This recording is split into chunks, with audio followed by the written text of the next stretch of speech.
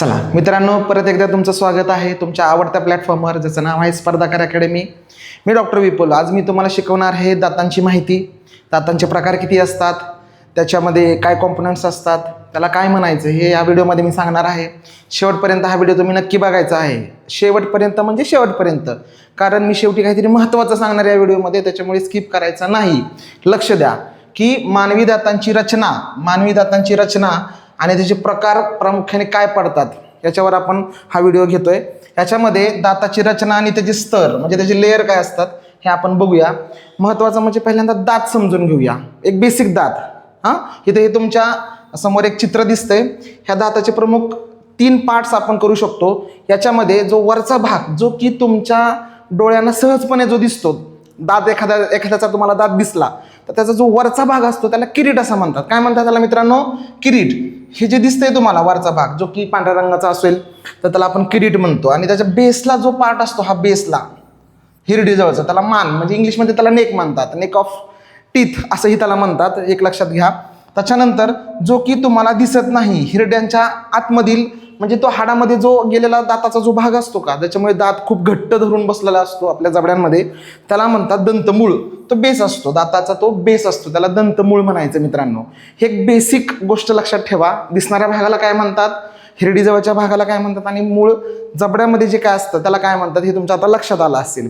त्याच्यामध्ये जर महत्त्वाचं परीक्षेच्या दृष्टिकोनातून एक लक्षात ठेवा की दंतवल्क म्हणजे ॲनॅमल जो की शरीरातील सर्वात कठीण पदार्थ आहे, जो की पांढऱ्या रंगाचा आहे आणि तो याच्यामध्ये दाताचा जो व्हाईट पार्ट दिसतो त्याच्यावर ॲनॅमल असतं, जे की सगळ्यात कठीण भाग आहे मित्रांनो.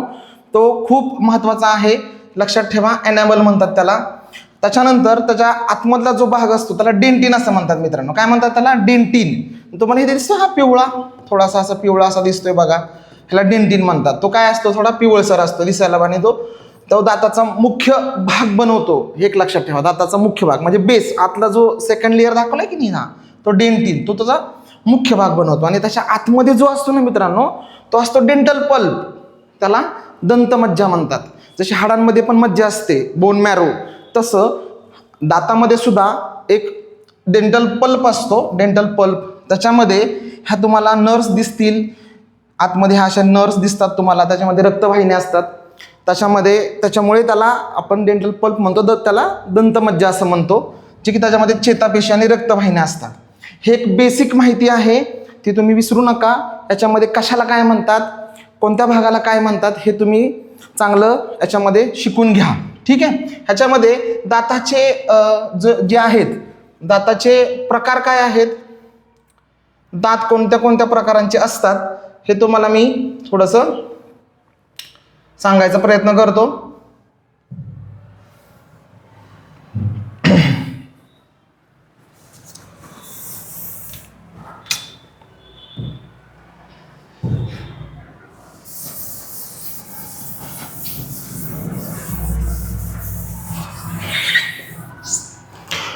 लक्ष द्या मित्रांनो, इकडे दाताचे प्रकार कोणते आणि त्याची कार्य काय असतात, म्हणजे त्याची फंक्शन काय असतात. तर दाताचे प्रमुख आहे ना 4 प्रकार पडतात मित्रांनो. कोणते 4 प्रकार तुम्हाला या चित्रामध्ये दिसत असेल.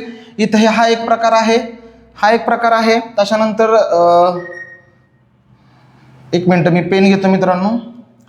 ह्याच्यामध्ये 4 मुख्य प्रकार पडतात मित्रांनो. सॉरी, एक लक्ष द्या, 1 2 3 आणि हे 4, ठीक आहे.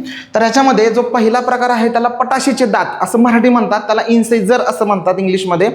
त्याच्यानंतर दुसरा जो पार्ट आहे त्याला, दुसरा जो एक प्रकार आहे त्याला सुळे दात म्हणतात, कॅनाइन्स. सुळे दात जे उभे असतात की नाही, उभे ह्या बाजूला दिसतात, असे 2 ह्या बाजूला जो असतात त्याला कॅनाइन्स असं म्हणतो आपण.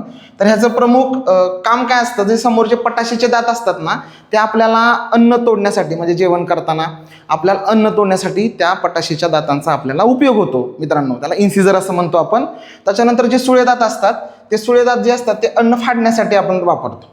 आता ह्याची संख्या किती असते, काय असते ते तुम्हाला मी एका कॅल्क्युलेटिव्ह मॅनरमध्ये मी तुम्हाला सांगणार आहे. त्याच्यामुळे आता फक्त प्रकार लक्षात ठेवा मित्रांनो. पहिला झाला पटाशीचे दात, दुसरा झाला सुळे दात, तिसरं झालं उपदाडा, त्याला प्रीमोलर असं म्हणतात. उप म्हणजे प्री, अगोदरचा. दाडांच्या अगोदरचे जे काही दात असतात आपल्या जबड्यामध्ये त्याला प्रीमोलर असं म्हणतात मित्रांनो. काय लक्षात ठेवणार तुम्ही? प्रीमोलर लक्षात ठेवणार. आणि त्याच्या पाठीमागा जो काही दात असतो त्याला दाढा म्हणतो, दाढ त्याला मोलार असं नाव आहे इंग्लिशमध्ये.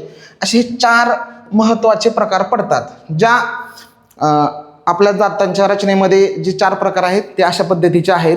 परत एकदा सांगतो तुम्हाला, पटाशीचे दात, दुसरे सुळे दात, तिसरे जे आहेत त्या उपदाढा आणि चौथे आहेत त्या दाढा.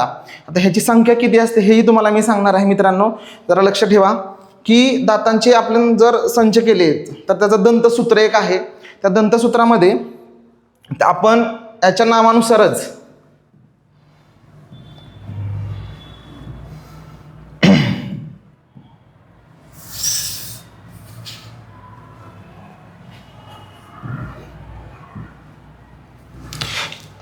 मित्रांनो याच्या दातांचं कॅल्क्युलेशन कसं करायचं की त्याचं दंतसूत्र पण काही सांगितलेलं आहे त्याच्या प्रकारांनुसार. एक लक्षात घ्या की मानवी जबड्यांमध्ये एकूण 32 दात असतात. हे तर सगळ्यांना माहितीच आहे. तुझी 32शी फोडेन, तुझी 32शी बंद कर, अशा आपण जे काय बोलतो ते 32 दात हे विसरायचं नाही. ही काही विसरण्यासारखी गोष्ट पण नाहीये. त्याच्यामुळे 32 दाताचं कॅल्क्युलेशन कसं असतं हे मात्र तुम्हाला चांगलं लक्षात ठेवावं लागणार आहे परीक्षेच्या दृष्टिकोनातून. त्याच्यामध्ये एकूण संख्या जर आपण बघितली, सध्या कायमच्या दाताबद्दल आपण बोलूया. कायमचे दात जर तुम्ही विचारात घेतले तर 32 दात असतात. हे तर तुम्हाला मी आत्ता सांगितले. त्याच्यामध्ये इन्सिजन, कॅनाइन, प्रीमोलार आणि मोलार असं जर पकडलं तुम्ही तर त्याचं सूत्र आहे बघा, इथे लिहिलंय 2 1 2 3 2 1 2 3.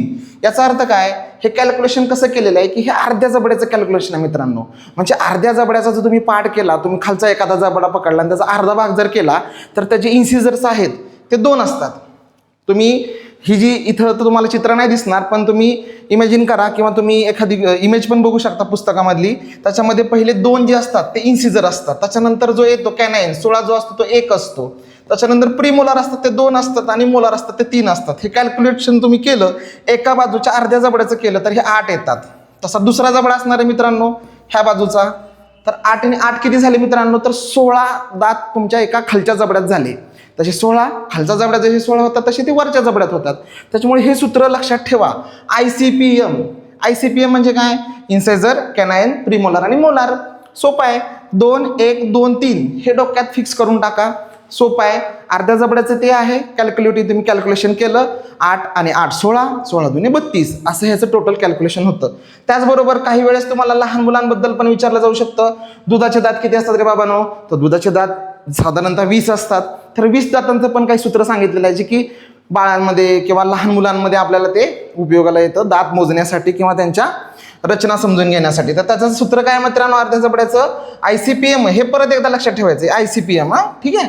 ICPM मध्ये आता काय लक्षात ठेवायचं तुम्हाला, 2 1 0 2 म्हणजे याच्यामध्ये प्रीमोलार 0 असतात. ठीक आहे, प्रीमोलार 0 असतात. 2 1 2 म्हणजे हे किती झाले टोटल, 3 आणि 2 5. अर्ध्या जबड्यामध्ये 5 म्हणजे खालच्या जबड्यामध्ये 10 झाले. 10 दुने 20. असे लहान मुलांबद्दल दुधाचे जे दात असतात त्याचं कॅल्क्युलेशन मित्रांनो 20 होतंय. लक्षात ठेवा.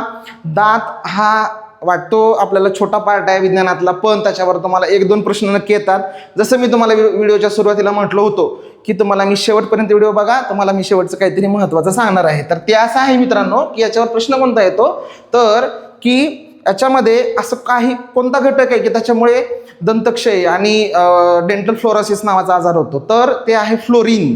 म्हणजे याचा अर्थ काय, तुम्हाला सांगायचं काय की पाण्यामध्ये आपण जे पाणी पितो त्याच्यामध्ये फ्लोरीनचं प्रमाण किती असायला पाहिजे, तर हा प्रश्न तुम्हाला विचारण्याची दाट शक्यता आहे मित्रांनो. ह्याच्या आधी पण तुम्हाला ह्याचा विचारलेला आहे. तर ते 0.8 ppm ऑफ वॉटर विसरू नका.